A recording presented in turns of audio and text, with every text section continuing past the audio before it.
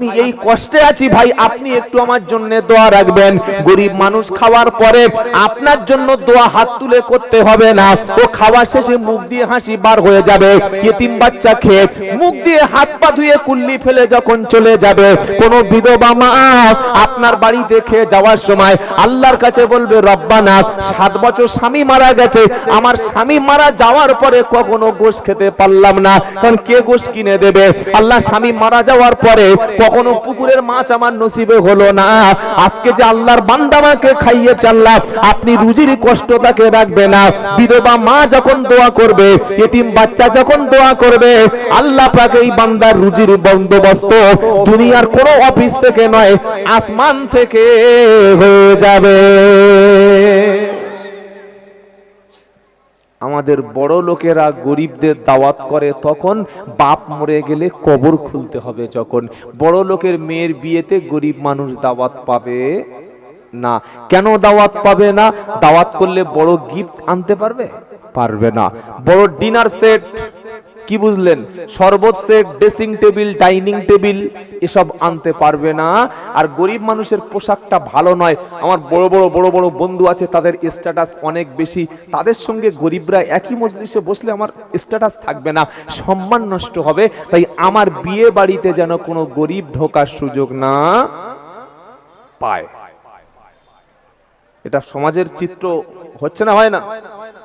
গরিব মানুষের বাড়িতে বড় লোক দাওয়াত পায় বিয়েতে, কিন্তু খুব হাই ফাই ক্যাটাগরির বড় লোকের বিয়েতে কোনো গরিব মানুষ দাওয়াত পায় না। আপনি গরিবের রাস্তা বন্ধ করেননি, জান্নাতের রাস্তা বন্ধ করে দিয়েছেন।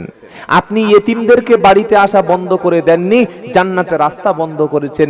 নবী বললেন, কোন ইতিম বাচ্চার যদি মাথাও হাত বুলাও, ইতিম বাচ্চাকে যদি লালন পালন করো, ইতিম বাচ্চার যদি দায়িত্ব তুমি গ্রহণ করো, ইতিম বাচ্চাকে যদি শিক্ষা দিয়ে বড় করো, ইতিম বাচ্চাকে যদি তুমি কোলে তুলে আদর করো, আমি নবী মুহাম্মদ মুস্তাফা সাল্লাল্লাহু আলাইহি ওয়াসাল্লাম আর ইতিমকে লালন পালন করনে ওয়ালা দুজনে একই জান্নাতে একই সাথে থাকবো। একবার জোরে বলুন। এই বাবাজিরা, সোনারা লালেরা, এই শীতের রাত আসছে, আর কয়েক সপ্তাহ পরে প্রচন্ড শীত পড়বে।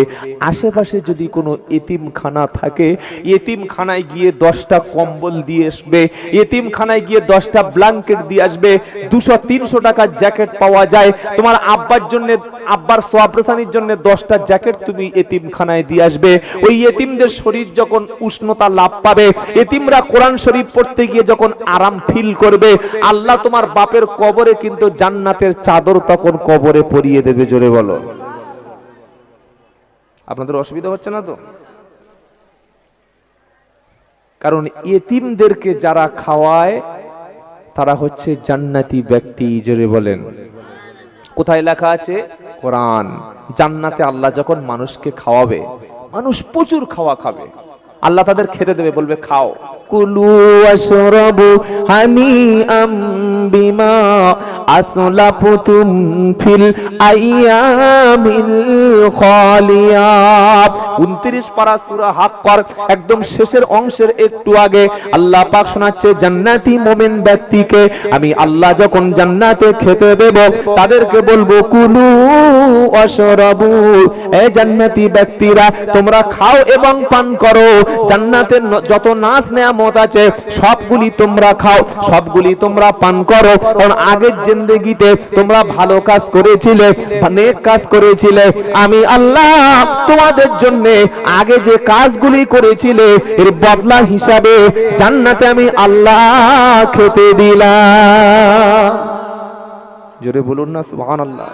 শুধু আমি আল্লাহ খেতে দিলাম না, আমি আল্লাহ মুমিনদের জন্য জান্নাতে উত্তম ঘর একটা রেখেছি। তোমার ঘরে এসি আছে, তোমার ঘরে ফ্রিজ আছে, নিচে সুন্দর টাইলস বিছানো আছে, উপরে ফল সিলিং করা রয়েছে, সুন্দর জানালায় স্লাইডিং লাগিয়ে দিয়েছো, ঘরের মধ্যে দামি তোশক পেতে দিয়েছো, খাট রয়েছে, ফ্রিজ রয়েছে, সুন্দর একটা 32,000 টাকা দিয়ে এলসিডি কিনে তুমি যখন ঘরের মধ্যে ঢুকছো, মনে করছো জান্নাত তো বানিয়ে ফেলেছে। আল্লাহ পাক পাক বলছে এই ঘরটা তোমার চিরস্থায়ী ঠিকানা তোমার নয়, তোমার আসল ঠিকানা হলো জান্নাত। তোমার বাপ এই রকম সুন্দর ঘরে ছিল, আজকের বাপের কবরটা জিয়ারত করে দেখো, বাপের কোনো চিহ্ন নাই। তোমার মা এই রকম সুন্দর ঘরে ছিল, মায়ের কবরের পাশে গিয়ে দাঁড়িয়ে দেখো, তোমার মায়ের কবরে আজকের কোনো চিহ্ন নাই। তোমার দাদু এখানে জমিদারি করত, তারও 100 বিঘে সম্পত্তি ছিল, 3 তলা বাড়ির মালিক ছিল, মোটা চালের ভাত সে খেত না, মোটা কাপড় জীবনে পরতো না। তোমার দাদু অনেক সম্পত্তির মালিক হওয়া সত্ত্বেও দুনিয়াকে কখনো ধরে রাখতে পারলো না। একবার বিশ্বাস না হলে দাদুর কবরটা তুমি দেখে এসো। কবর জিয়ারত করেন না ছেড়ে দিয়েছেন গো? এই বাবা, কবর জিয়ারত করেন বছরে 2 বার, ঈদুল ফিত্রে একবার, ঈদুল আজহায় একবার। আর সবাই যাচ্ছে সবে বরাতে, চল সবাই যাচ্ছে বলে, তা না হলে ও যেত না প্রতি জুমায়। আলহামদুলিল্লাহ, যখন মনে হবে আব্বার কবরের কাছে গিয়ে দাঁড়িয়ে সালাম দিয়ে একটু আব্বার জন্য দোয়া চাইবেন, ইনশাআল্লাহ বলেন, বলেন ইনশাআল্লাহ। কারণ কবরটা হলো আমাদের আসল ঠিকানা, কবরটা হলো আসল, যদি বলেন একদিন মাটির ভিতরে হবে ঘর, রে মন আমার কেন বাঁধো দালান ঘর। একদিন মাটির ভিতরে হবে ঘর, রে মন আমার কেন বাঁধো দালান ঘর। প্রাণ পাখি যাবে উড়ে পিঞ্জার ছেড়ে, ধরা ধাম সবই রবে, তুমি যাবে চলে। যাবে না, যাবে না, সব পড়ে আছে। খালি ঘরে গিয়ে দেখেন ঘরের মালিকটাই নাই, আর সব পড়ে আছে। ওই কবি বলছে প্রাণ পাখি যাবে উড়ে পিঞ্জার ছেড়ে, ধরা ধাম সবই রবে, তুমি যাবে চলে। বন্ধু বান্ধব যত মাতা পিতা তারা সুত, বন্ধু বান্ধব যত মাতা পিতা তারা সুত, সকলে হবে তোমার উপর। একদিন মাটির ভিতরে হবে ঘর, রে মন আমার কেন বাঁধো দালান ঘর। প্রাণ পাখি যাবে উড়ে পিঞ্জার ছেড়ে, ধরা ধাম সবই রবে, তুমি যাবে চলে। যেতে যখন হবে এখানে এমন কিছু করো না যে এটা তোমার জন্য যেন বিপদের কারণ না হয়ে যায়। বাবাজিরা, সোনারা লালেরা, আসল ঠিকানাটা কবর। আসল ঠিকানাটা কি যদি বলেন? দেহর কোনো দাম নাই, দেহ দাম আছে? আমার নাম আব্দুল্লাহ জুবায়ের, একটা ড্রেস, সাদা পোশাক, মাথায় টুপি, পাঞ্জাবি, এই রুমাল আছে। আচ্ছা বলুন তো, আজকে রাত 12টায় কিংবা 2টোর সময় যদি আমার মৃত্যু হয়, এই ড্রেসটা থাকবে না সম্পূর্ণ অন্য ড্রেস পাল্টে দেবে? 1 সপ্তাহ পরে একটাও চামড়া ভালো থাকবে না, মুখে সাদা চামড়া থাকবে না, মাথার কালো চুল থাকবে না, হাড় হাড্ডি গুলো আলাদা হবে, কবর থেকে কোনো অস্তিত্ব পাওয়া যাবে না। এটা হয় না হয় না? জোরে বলেন। দেহ তোমার চর্মচার গলে পচে যাবে, শিরা উপশিরা গুলি ছিন্ন ভিন্ন হবে। দেহ তোমার চর্মচার গলে পচে যাবে, শিরা উপশিরা গুলি ছিন্ন ভিন্ন হবে। মুন্ডু মেরুদণ্ড সবই হবে খণ্ড খণ্ড, মুন্ডু মেরুদণ্ড সবই হবে খণ্ড খণ্ড। মাটির উপরে পড়ে রবে সব, রে মন আমার কেন বাঁধো দালান ঘর। একদিন মাটির ভিতরে হবে ঘর, রে মন আমার কেন বাঁধো দালান ঘর। কবর জিয়ারত করবেন, আখিরাতের কথা মনে পড়বে, বলুন সুবহানাল্লাহ। তো যেটা বলছিলাম, জান্নাতীদের জন্য আল্লাহ জান্নাতে একটা সুন্দর ঘর তৈরি করবে। সুবহানাল্লাহ বলেন। ওয়াদাল্লাহুল মুমিনিনা ওয়াল মুমিনাতি জান্নাতিন তাজরি মিন তাহতিহাল আনহারু খালিদিনা ফিহা ওয়া মাসাকিনা তাইয়িবাতান ফি জান্নাতি আদন ওয়া রিদওয়ানুম মিনাল্লাহি আকবার যালিকা হুয়াল ফাউজুল আযীম। আল্লাহু আকবার বলতে পারলেন না? 10 নম্বর পারা 17 নম্বর পৃষ্ঠা 14 নম্বর লাইনের 72 নম্বর আয়াত, সূরার নাম তাওবা। ওয়াদাল্লাহুল মুমিনিনা ওয়াল মুমিনাতু জান্নাতিন তাজরি মিন তাহতিহাল আনহার। আল্লাহ পাক বলছে মুমিন পুরুষ এবং মুমিন নারী, ঈমানদার মুমিন এবং ঈমানদার নারীর জন্য আমি আল্লাহ জান্নাতের ওয়াদা করে দিয়েছি। যে জান্নাতের মধ্যে উত্তম ঘর দেওয়া হবে, জান্নাতের তলদেশে ঝর্ণাগুলি কুলকুল কুলকুল করে বয়ে যাবে। আমি জান্নাতি ঈমানদার ব্যক্তির জন্য আমি আল্লাহ সবচাইতে বেশি রাজি হয়ে যাব। আল্লাহ যদি রাজি হয়ে যায়, পৃথিবীতে কেউ রাজি না থাকলে কোনো যায় আসে না। আর আল্লাহ যদি না রাজি করাতে পারি, আল্লাহকে যদি রাজি খুশি না করতে পারি, সবাইকে রাজি করিয়ে কোনো লাভ হবে না। আপনি এই জলসা দিয়েছেন, শুনতে এসেছেন, এই বয়স হয়ে গেছে, খালি বাড়িতে বসে বসে একটু ভাবুন, এই বয়স পর্যন্ত আমি আমার আল্লাহকে রাজি খুশি করতে পেরেছি তো?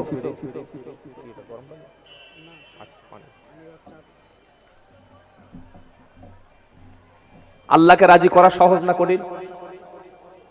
একদম কঠিন না, সবচাইতে সহজ। সুবহানাল্লাহ বলেন। আল্লাহকে রাজি করতে গেলে কোটি টাকা লাগে না, আল্লাহকে রাজি করতে গেলে বড় গরু দিতে হয় না, আল্লাহকে রাজি করতে গেলে বিশাল কিছু করতে হয়। আল্লাহকে রাজি করতে গেলে মদ খেয়েছেন, সুদ খেয়েছেন, ঘুষ খেয়েছেন, জেনা করেছেন, নামাজ কাজা করেছেন, মিথ্যা বলেছেন, জীবনটা পুরো একদম জাহান্নামের রাস্তায় চলে গেছেন, এর পরেও আল্লাহকে রাজি করা যাবে না যাবে না? কিভাবে? শুধু রাত্রেবেলা গুনাহের ভয়ে, জাহান্নামের ভয়ে যদি কেউ রাত্রেবেলা উঠে চোখের দুফোঁটা পানি জমিনে পড়ে, দুফোঁটা চোখের পানিটা আল্লাহ এত বেশি রাজি হয়, দুফোঁটা চোখের পানির বিনিময়ে আপনার জন্য 7টা জাহান্নামের আগুন আল্লাহ হারাম করে দেবেন। জোরে বলুন, জোরে বলবেন না সুবহানাল্লাহ? আল্লাহকে রাজি করা সহজ, বিবিকে রাজি করা সহজ না, বাচ্চাকে রাজি করা সহজ না, পাড়ার লোককে রাজি করা সহজ না। আপনি পারবেন সব লোককে রাজি করতে? সিপিএম এর ভোট না দিলে সিপিএম রেগে যাবে, তৃণমূলের ভোট না দিলে তৃণমূল রেগে যাবে, কংগ্রেসের ভোট না দিলে কংগ্রেস রেগে যাবে, বিবিকে বেশি দিলে মা অখুশি হবে, মাকে বেশি খাওয়ালে বিবি মুখ ভারী করে থাকবে, বড় ছেলেকে বেশি দিলে ছোট ছেলে কথা বলবে না, একটা মেয়েকে বেশি জমি দিলে আরেকটা মেয়ে আপনাকে গালাগালি করবে। করবে না? করবে না? কিন্তু আমার আল্লাহ কিচ্ছু চায় না, শুধু বান্দার দুফোঁটা চোখের পানিটা রাত্রেবেলা দেখতে চায়।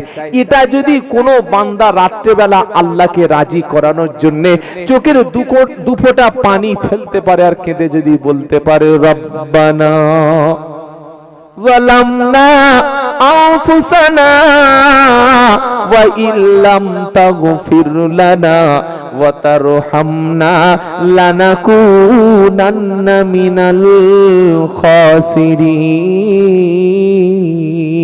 খাসিরিন। জোরে বলেন আমিন। এই দোয়াটা আদম নবীর দোয়া।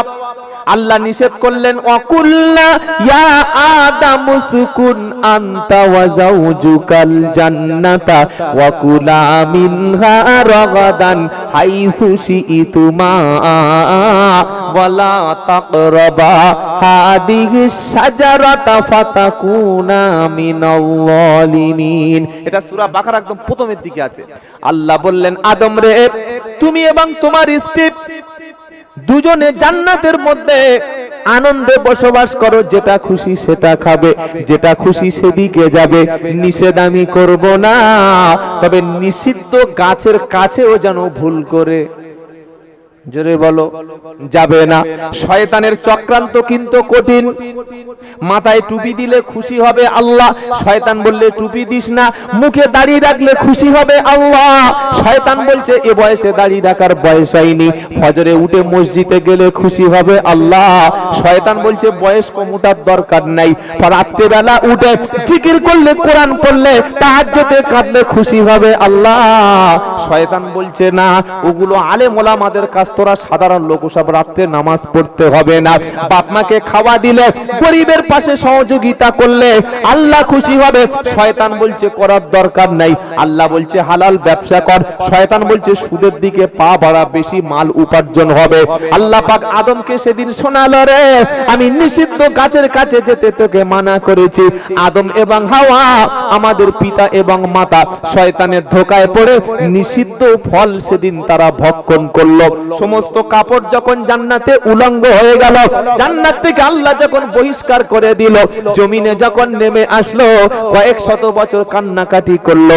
আল্লাহ পাক শেখাচ্ছে আদম রে, আমি আল্লাহ তোকে একটা দোয়া শিখিয়ে দিয়েছি, দোয়াটা বারবার জপবি, দোয়াটা বারবার উচ্চারণ করবি, আমার কাছে ক্ষমা চাইবি, আমি আল্লাহ তোকে ক্ষমা করে দেব। জোরে বলেন। এই আদম আলাইহিস সালামের দোয়া সেদিন পড়লেন, রব্বানা যালামনা আনফুসানা ওয়া ইল্লাম তাগফির লানা ওয়া তারহামনা লানাকুনান্না মিনাল খাসিরিন। এটা 8 নম্বর পারা 13 নম্বর পৃষ্ঠা, একদম সূরা আরাফে দেখবেন প্রথম থেকে দুটো তিনটে লাইন নিচে 22 অথবা 23 নম্বর আয়াতে আল্লাহ পাক শোনাচ্ছে, রব্বানা যালামনা। আদম আলাইহিস সালাম কেঁদে কেঁদে যখন পেরেশান, আল্লাহ গো এতদিন রাজি ছিলে, আজকে একটা ভুলের কারণে হয়তো তুমি রাজি না। রব্বানা যালামনা আনফুসানা, আল্লাহ নফসের উপরে জুলুম করেছি, নফসের উপরে অত্যাচার করেছি। ওয়া ইল্লাম তাগফির লানা, আল্লাহ যদি তুমি ক্ষমা না করো, ওয়া তারহামনা, যদি তুমি দয়া না করো, লানাকুনান্না মিনাল খাসিরিন, আল্লাহ ধ্বংস হয়ে যাব, ক্ষতিগ্রস্ত হয়ে যাব। আদম যখন বারবার কেঁদে কেঁদে চোখের পানি ফেললো, এই দোয়াটা যখন পড়লো, আল্লাহ পাক শোনাচ্ছে, আদম রে আমি তো তওবাকে কবুল করে নিলাম, তো তওবাকে কবুল করে আমি নবুয়তের দরজা আমি আল্লাহ তোকে আবার ফিরিয়ে দিলাম। আদম আলাইহিস সালাম যদি কাঁদতে পারে, আমাদের কান্নার দরকার নাই? দরকার আছে? দুনিয়ায় যদি না কাঁদতে পারেন, আখেরাতে কেঁদে কোনো লাভ হবে না। পরীক্ষার আগে পড়েনি, রেজাল্ট হাতে এসছে বড় বড় রসগোল্লা, সেই সময় বই পড়লে কি লাভ হবে বলো? লাভ হবে না। যুবকদের বলছি ভাই, জওয়ানি বয়সে নামাজ পড়ো। বুড়ো লোকের যখন তুমি বৃদ্ধ হবে, আমি বৃদ্ধ মানুষদের অপমান করছি না, যখন তুমি বৃদ্ধ হবে তখন রুকুতে আর যেতে পারবে না, তোমার সেজদা দিতে মন চাইবে কিন্তু যাওয়ার সুযোগ থাকবে না। জিকির করতে মন চাইবে, বয়স তোমাকে সাথ দেবে না। উঠে দাঁড়িয়ে নামাজ পড়তে মন চাইবে, সুযোগ কিন্তু পাবে না। তো জান্নাতে ঈমানদারদের জন্য ঘর বানাবে কে? আল্লাহ। এই জান্নাতীদের একটা কোয়ালিটি কি জানেন? এতিম মিসকিন বিধবাকে এরা খেতে দেয়। সুবহানাল্লাহ বলেন। ইন আয়ুতইমুনা তুআমা আলা হুব্বিহি মিসকিনা ওয়া ইয়াতীমা ওয়া আসীরা ইন্নামা নুতইমুকুম লিওয়াজহিল্লাহি লা নুরিদু মিনকুম জাযাআ ওয়ালা শুকুরা। 29 পারা সূরা তাহারে আল্লাহ পাক শুনিয়ে দিচ্ছে, একদল বান্দা আছে যারা এতিমকে খাদ্য খেতে দেয়, মিসকিনকে খাদ্য খেতে দেয়, যুদ্ধবন্দী অবস্থায় যারা থাকে তাদেরকে, তাদের পরিবারকে খাদ্য খেতে দেয়। এতিম মিসকিন দরিদ্রকে খাদ্য খাওয়ানোর পরে বলে, ভাই আমরা নাম কেনার জন্য খাবার দিলাম না, তোমাকে যে সহযোগিতা করলাম এটা তোমাদের কাছে কোনো পুরস্কার চাই না, আমার আল্লাহ তিনি রাজি হবে, এজন্য তোমাদেরকে খাদ্য খেতে দিলাম। জোরে বলুন না সুবহানাল্লাহ। রাজি কি হবে? আল্লাহ। কাকে রাজি করাবো? আল্লাহ। নামাজ পড়বো কেন? সব লোক বলবে দেখ দেখ দেখ কি সুন্দর নামাজি পাড়ার ছেলেটা, না, আল্লাহ রাজি হবে। মুখে দাড়ি রাখবে কেন? আল্লাহ রাজির জন্য। ইনশাআল্লাহ বলেন। দান সদকা করব কেন? আল্লাহ রাজি থাকবে বলে। জলসা দেব কেন? আল্লাহ রাজি থাকবে বলে। কুটুম এসে আমার ভালো নাম করবে, কি বড় জলসা, তাই তো নাকি? এই বাবা, এগুলো যেন না হয়। সুন্দর মসজিদ করব কেন? দেখেছো কি দারুণ মসজিদ, যেমন টাইলস তেমন কি বললেন মসজিদের ডেকোরেটাস, ওই রকম সাউন্ড সিস্টেম। আর ইমামের মাইনে কত? সাড়ে কত? আপনাদের আশেপাশে যত মসজিদ আছে ইমামদের বেতন কত? 4 থেকে 5,000। আমার জীবনে আমি 4 বছর ইমামতি করেছি মাত্র 700 টাকায়। একদম ছাত্র জীবনে, তখন ভালো করে দাড়ি ওঠেনি। 700 টাকা। মসজিদের ক্যাশিয়ার আর সেক্রেটারিকে যে আল্লাহ কি ধোনা ধুনবে, খালি দেখে নেবেন কে আমাকে। কথা বুঝতে পেরেছেন? বলছে হুজুর গরিব মহল্লা পাড়ার ছেলেরা কাজ করে, তো টাইলস বসিয়েছিস কেন হারাম করে? কার টাকা টাইলস বসিয়েছিস বল? এই টাইলস গুলো তুলে ইমামের 10,000 টাকা বেতন আগে দে। নামাজ হবে ইমামের পিছনে। ইমাম নিয়ত করেছে জানেন, এই দেখেন, আল্লাহু আকবার, আলহামদুলিল্লাহি রাব্বিল আলামিন। এই মাসের মাইনেটা আমার চালে দিতে দিতে শেষ হয়ে যাবে। আর রহমানির রহিম মালিক ইয়াউমিদ্দিন। বাচ্চাটা এত কান্নাকাটি বাড়িতে করছে, ডাক্তার দেখাবার টাকা নাই। ইমামের মন বলছে কিন্তু ইয়্যাকা না'বুদু ওয়া ইয়্যাকা নাস্তাঈন ইহদিনাস সিরাতাল মুস্তাকিম। বিবি বলছিল শাড়িটা ছিঁড়ে গেছে, শাড়ি আনবে। নামাজ হচ্ছে তো? দাঁড়িয়ে একজন বলুন তো 4,500 টাকা আমি আব্দুল্লাহ জুবাইর আপনাকে দেব, আপনি শুধু আমার গাড়িতে ঘুরবেন আর খাবেন। চলুন, কাল থেকে কোন ছেলে আছে 30 বছর 28 বছরের একজন যোগ্য ছেলে উঠে বলুন যে হ্যাঁ আমি আপনার সঙ্গে খাবো ঘুরবো, প্রত্যেক মাসে 4,500 টাকা দেবো। আপনি বউয়ের কাছে আসতে পারবেন না, বাড়িতে বসতে পারবেন না। চলুন আমার সঙ্গে চলুন। তাহলে একটা ইমামকে কিভাবে 4,500 5,000 টাকা 6,000 টাকা একটা মানুষ দেয় মহল্লা থেকে? আমি গত 2 দিন আগে উত্তরবঙ্গের মালদা জেলা ইংলিশ বাজারে ছিলাম। এতগুলো মিডিয়ার সামনে কথাটা বলছি। মালদার ইংলিশ বাজারে প্রোগ্রাম ছিল, তারা বলল হুজুর দোয়া করুন। কিসের দোয়া? বলছে আমরা একটা ভালো কাজ হাতে নিয়েছি। কি কাজ? বলছে আমরা মিনার করছি, মসজিদের মিনার। কত খরচ হবে? হুজুর কিছু মনে করবেন না, 90 লক্ষ টাকা। অনেকে ভাববেন যে মনে হচ্ছে গাঁজা ফাজা খেয়ে এসছে সাতবুগো বাজার থেকে, ক্যানিং থেকে। এই যে তার স্ট্রাকচারটা, কনস্ট্রাকশনটা দেখলে মাথা ঘুরে যাবে। খালি মাটির তলায় পুঁতে দিয়েছে 16 লাখ টাকা। মাটির তলায় 5 তলা ভিত হচ্ছে মিনারের, প্রত্যেকটা টাইলস দিয়ে পাথর দিয়ে, প্রত্যেকটা ফ্লোর আলাদা, মাঝখানে ঘুরন্ত সিঁড়ি দিয়ে 4 তলা মসজিদ, 5 তলা মিনার, 90 লক্ষ টাকার বাজেট। বলুন তো এই 90 লক্ষ টাকাটা সমাজের কি কাজে লাগবে? এই 90 লক্ষ টাকাটা থাকলে কমপক্ষে 50টা MBBS ডাক্তার করানো যেত। এই 90 লক্ষ টাকা থাকলে আমার ইমামকে 10,000 টাকা মাসে মাইনে দেওয়া যেত। এই 90 লক্ষ টাকা থাকলে কমপক্ষে 50টা রোগীকে সুস্থ করানো যেত। 90 লক্ষ টাকাটা থাকলে কমপক্ষে পাড়ায় গরিব মানুষ যারা সুদ খাচ্ছে, সুদের ছোট বাপ মায়ের সঙ্গে জেনা করা